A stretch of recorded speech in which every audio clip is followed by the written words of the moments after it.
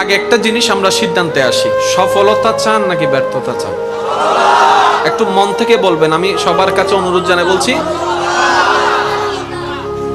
বলার জন্য বললেন না, মন থেকে বলবেন। আল্লাহ কবুল করুক। তাহলে আমরা সবাই একটা বিষয়ের সিদ্ধান্তে একমত হলাম, আমরা সবাই সফলতা চান। ওকে, আচ্ছা, এই কথাটাকে এক্সাইট রাখেন। দুঃখ চান নাকি সুখ চান? জোরে বলেন। তাহলে এই জিনিসটা তো আমরা সবাই একমত, এক সাইডে রাখলাম। জীবনটাকে সুন্দর চান নাকি অসুন্দর চান?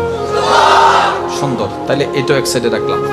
তিনটা প্রশ্নের সবার উত্তর কিন্তু এক হয়েছে, কারো কিন্তু দুইটা হয় না। তার মানে সবার জন্য উত্তর একটাই। এক একজনের জন্য এক একটা সলিউশন নয়, একটা উত্তর, একটা ফর্মুলা, একটা রাস্তা।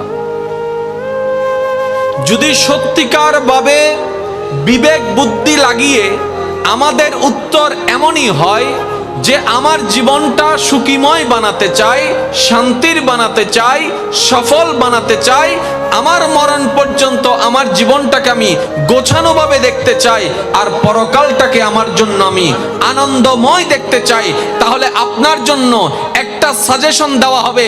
সেই সাজেশনের নাম হচ্ছে, চোখ বন্ধ করে মনের ইচ্ছাকে মাটির নিচে দাফন করে নিজের বিবেক বুদ্ধি চিন্তাকে প্রশ্নকে পিছনে ফেলে মহাব্বতকে সাথে নিয়ে ইসলামকে মানা শুরু করেন। আজকে থেকে আপনার জন্য সব হয়ে যাবে।